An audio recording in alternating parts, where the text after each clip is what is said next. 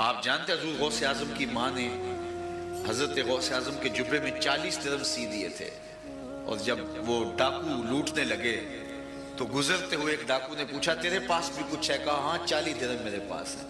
تو وہ حیرت زدہ ہو گیا، کبھی چوروں کو بھی پیسے بتائے جاتے ہیں؟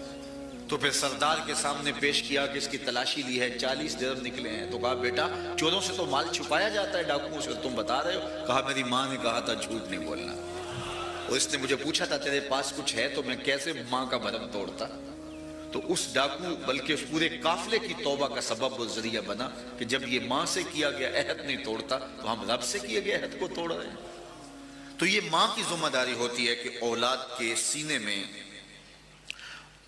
بیٹے کے سینے میں، اولاد کے سینے میں پیار پیدا کرے، اللہ کا پیار پیدا کرے، اس کے رسول کا پیار پیدا کرے، اقدار عالیہ کا خوگر بنائے، اخلاق حسنہ کا اسے ایک خوبصورت مجسمہ بنائے، اللہ اکبر، اور اس کو سخی بنانے کی کوشش کرے۔ یہ باہر مانگنے والا آئے تو بچے کے ہاتھ میں پیسے دیں کہ جاؤ ان کو دے کر کے آؤ، اور ساتھ یہ بھی تلقین کرے اس کی عزت نفس کا بھی خیال رکھنا ہے۔ بچے کو جب خرچی دے، سکول بھیجے تو بچے کو کچھ کبھی زیادہ خرچی دے کہ راستے میں کوئی فقیر مل گیا تو بیٹا یہ اس کو بھی دینا۔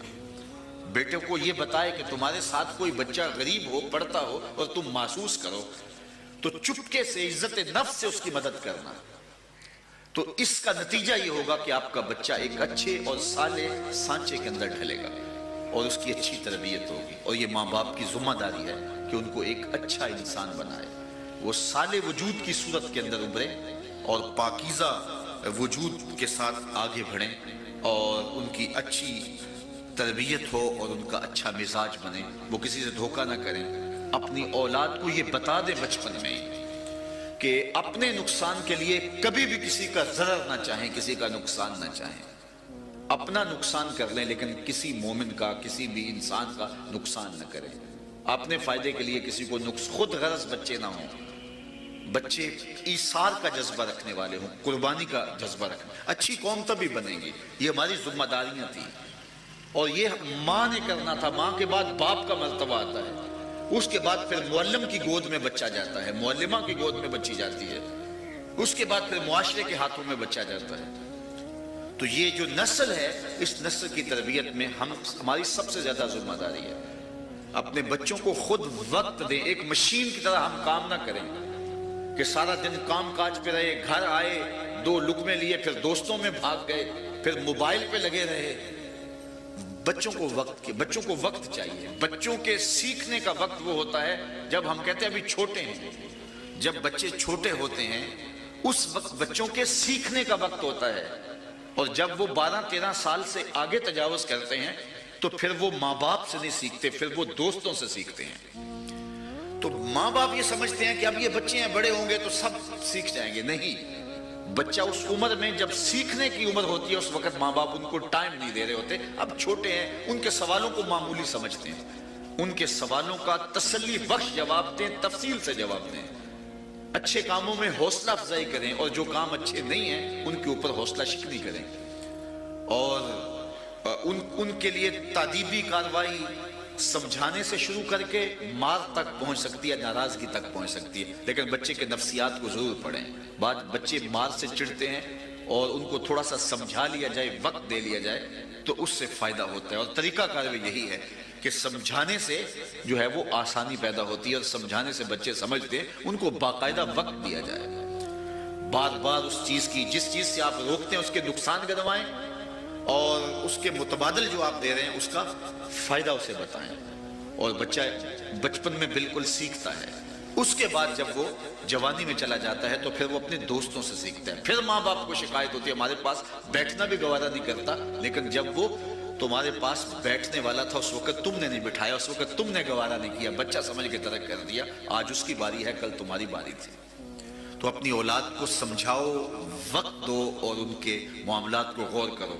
جب بچہ بولنے لگے تو سب سے پہلے اس کی زبان پہ لا الہ الا اللہ جاری کرو، اور پھر محمد رسول اللہ صلی اللہ علیہ وآلہ وسلم۔ اس کے بعد پھر ابا امی جو بھی آپ سکھانا چاہتے ہیں وہ اس کے بعد اس کو سکھاؤ، یعنی سب سے پہلے سنے تو اللہ کا نام، سب سے پہلے بولے، زبان کی گرہ کھولے تو رب کا نام پکارے، اس کے بعد پھر آگے بولنا سیکھے۔ لفظ اللہ سب سے پہلے سکھاؤ، پھر لا الہ الا اللہ سکھاؤ، پھر محمد رسول اللہ سکھاؤ، پھر اس کے بعد اگلا سفر شروع ہوگا۔ بولنے لگے تو اس کو یہ سکھاؤ۔ اس کے لباس پہ غور کرو۔ بیٹی ہے تو جب وہ 10 سال کی ہو جائے تو اس کو پردے کا خوگر بنا دو، اور 10 سال کی عمر میں بچوں کے بستر الگ کر دو، ان کی خلوتوں پہ دھیان رکھو، ان کی صفائی ستھرائی کا خیال رکھو، وہ اپنی صفائی کا خود خیال رکھیں، خود کام کرنے کا ان کا مزاج ڈالو۔ بعض کا گھروں میں نوکر چاکر کافی ہوتے ہیں اور بچوں کو عادت نہیں ہوتی کہ وہ اپنا کام خود کریں۔ اس وقت دنیا میں سب سے زیادہ جو تحقیق ہو رہی ہے وہ ٹائم مینجمنٹ پہ ہو رہی ہے، سب سے زیادہ، چونکہ لوگوں کے پاس وقت تھوڑا ہے، کام کاج بہت پھیل گئے ہیں۔ تو اس نقطے پہ یہ وہ متفق ہوئے ہیں کہ انسان جب اپنے کام خود اپنے ہاتھ سے کرتا ہے تو وقت بھی کم لگتا ہے، اور میرے اور آپ کے آقا و مولا کی سنت بھی یہی ہے، حضور اپنے ہاتھ سے اپنے کام فرمایا کرتے تھے۔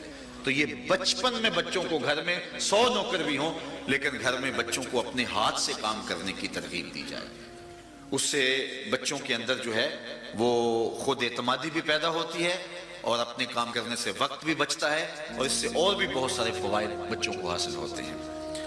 10 سال کا بچہ نماز نہ پڑھے تو اس کو تھوڑی سی سرزنش کرنے میں بھی کوئی حرج نہیں۔ ویسے تو نماز فرض ہوگی اس کے اوپر جب وہ بالغ ہوگا، بلوغت سے قبل اس کو عادی بنانے کے لیے پابند کیا جاتا ہے تاکہ بلوغت کے بعد اس کی کوئی نماز قضا نہ ہو۔ میں آپ کو ایک اور بات بتاؤں، اور وہ یہ کہ جو بچہ بلوغت سے قبل نیک عمل کرتا ہے اس کا سارا ثواب والدین کو پہنچتا ہے، چونکہ وہ تو ابھی بالغ ہی نہیں ہوا، اس کے اوپر جو ہے وہ چیزیں واجب ہی نہیں ہوئی، تو اس کا ثواب۔ یہ چھوٹے چھوٹے بچے روزے رکھتے ہیں تو پھول کی طرح کملا جاتے ہیں شام کو، لیکن ان کو مائیں بعض اوقات کہتی ہیں کہ بچے کوئی نہیں تم 2 رکھ لو ایک دن میں، تو بچے پھر بھی کہتے ہیں نہیں ہم روزہ نبھائیں گے، تو شام تک وہ روزہ رکھتے ہیں۔ تو وہ روزہ کتنا اللہ کو قبول ہوتا ہوگا جو اس بچے نے 8 سال کے، 9 سال نے، 7 سال کے، 6 سال کے بچے روزے رکھتے ہیں، تو اللہ کو کتنا قبول ہوتا ہوگا۔ محنت اس نے کی، مشقت اس نے کی، لیکن اس کا ثواب والدین کو نصیب ہوا۔ تو اپنی اولاد کو نیکی کا خوگر بناؤ، اس عمر کے اندر وہ جن چیزوں کے خوگر بنیں گے تو اس کے اثرات مرتب ہوں گے۔ بچوں کو مٹی میں کھیلنے کے لیے چھوڑنے کا کہا گیا ہے تاکہ وہ مٹی میں کھیلیں اور اس سے ان کو جسمانی فوائد ہوتے ہیں۔ بچوں پہ وسعت کریں، یاجب علی صاحب المال ان یوسع علی عیالہ، جو صاحب مال ہے اس کے اوپر لازم ہے کہ اپنی گنجائش کے مطابق بچوں پر وسعت کرے۔ بچوں کو گھڑ سواری سکھائی جائے، تیر اندازی سکھائی جائے اور پیراکی سکھائی جائے، یہ 3 چیزیں سکھانے کے لیے کہا گیا ہے۔ اس سے بچے کے قوا مضبوط ہوں گے، خود اعتمادی میں اضافہ ہوگا۔ اللہ کے محبوب نے یہ بھی ارشاد فرمایا اپنی اولاد کو 3 چیزیں سکھاؤ، اور وہ کیا؟ حب نبیکم، اپنے نبی کا پیار سکھاؤ، وحب اہل بیتہ، اور اہل بیت رسول کا پیار سکھاؤ، وقراءۃ القرآن، اللہ اکبر، اور قرآن مجید کا پڑھنا سکھاؤ۔ یہ 3 چیزیں اپنی اولاد کو سکھاؤ۔ یہ والدین کی بطور مسلم والد ذمہ داری ہے کہ وہ اپنی اولاد کو یہ 3 چیزیں سکھا کے جائیں۔ آپ کہیں گے کہ حضور کا پیار کیسے سکھائیں؟ پیار کیا جاتا ہے، کیا تو نہیں جاتا، سکھایا تو نہیں جاتا، وہ تو ہو جاتا ہے۔ تو کس طرح اپنی اولاد کو حضور کا پیار سکھائیں؟ تو حضور کا پیار اولاد کے سینے میں ڈالنے کے لیے علامہ اقبال علیہ رحمہ نے ایک 6 نکاتی فارمولہ دیا ہے، اس کو غور سے سن لیجئے۔ 3 کام کریں گے تو اولاد کے سینے میں حضور کے پیار کی نشت ہوگی۔ سب سے پہلا کام، اپنی اولاد کو کثرت کے ساتھ حضور پہ درود پڑھنا سکھاؤ۔ اس کا لازمی نتیجہ یہ ہوگا کہ ان کے سینے میں حضور کا پیار پیدا ہوگا۔ درود ویسے بھی مخفی صلاحیتوں کو اجالتا ہے، اور جو میسر صلاحیتیں ہیں ان کو مزید جلا بخشتا ہے۔ وہ بچہ جو درود پڑھتا ہے اور وہ بچہ جو درود نہیں پڑھتا، دونوں کی ذہنی استعداد میں فرق ہوگا۔ اور یہ بات بھی ذہن میں رکھیے گا کہ عصمت اور تقدس کے جوہر کی حفاظت درود پڑھنے سے ہوتی ہے۔ اگر آپ چاہتے ہیں کہ ہماری اولادیں جوانی میں پہنچنے کے بعد پاک دامن رہیں، تو انہیں بچپن سے درود کی تسبیح دو. اس کا لازمی نتیجہ یہ ہوگا کہ وہ تقدس مآب رہیں گے. اگر آپ کی اولاد میں اکھڑ پن زیادہ ہے، چڑچڑا پن زیادہ ہے، الجھنا ان کا مزاج بنا ہوا ہے، تو پھر کیا کرو، ان کو کثرت سے درود پڑھنا سکھاؤ. ان کی طبیعتوں میں لطافت پیدا ہو جائے. یہ درود کی برکت ہے.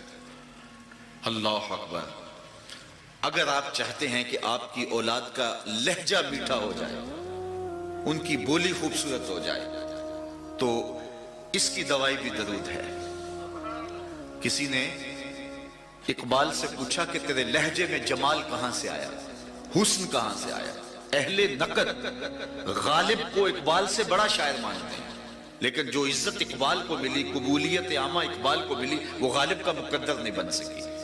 تو کسی نے یہ بات اقبال سے پوچھی کہ تیرے لہجے میں تقدس کہاں سے آیا، پاکیزگی کہاں سے آئی، مٹھاس اور شہد کہاں سے آیا؟ اس نے کہا میں نے 1.25 کروڑ مرتبہ حضور پہ درود پڑھا تھا.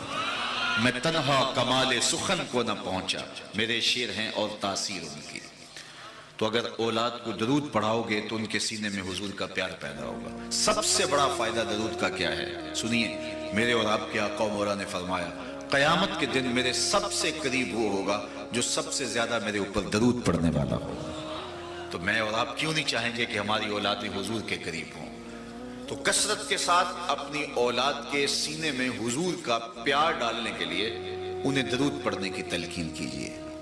دوسری بات، انسان کی فطرت ہے کہ وہ حسن پسند ہے. جہاں بھی حسن ہو وہ ادھر لڑک جائے گا.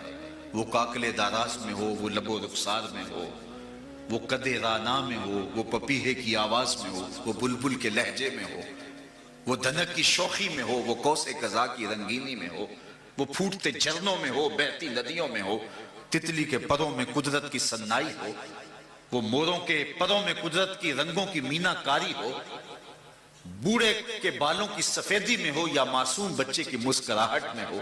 حسن جہاں بھی ہوگا دل کھینچتا ہے. جب یہ طے ہے کہ انسان فطرتاً حسن پسند ہے تو پھر اپنی اولاد کو اس کا ذکر سناؤ جہاں حسن بھی پانی بھرتا ہے، عشق بھی غلامی کرتا ہے. اس چوکھٹ پہ لے کے آؤ جس کا حسن اللہ کو بھی بھا گیا.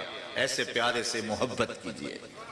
اعظم چشتی مرحوم نے تو قلم توڑ دیا نا کہ اپنا معیار زمانے سے جدا رکھتے ہیں، ہم تو محبوب بھی محبوب خدا رکھتے ہیں. تو اپنی اولاد کو حضور کے حسن کے تذکرے سناؤ، حضور کے حسن کی باتیں سناؤ. لازمی طور پہ ان کے سینے میں حضور کا پیار پیدا ہوگا. کسی زمانے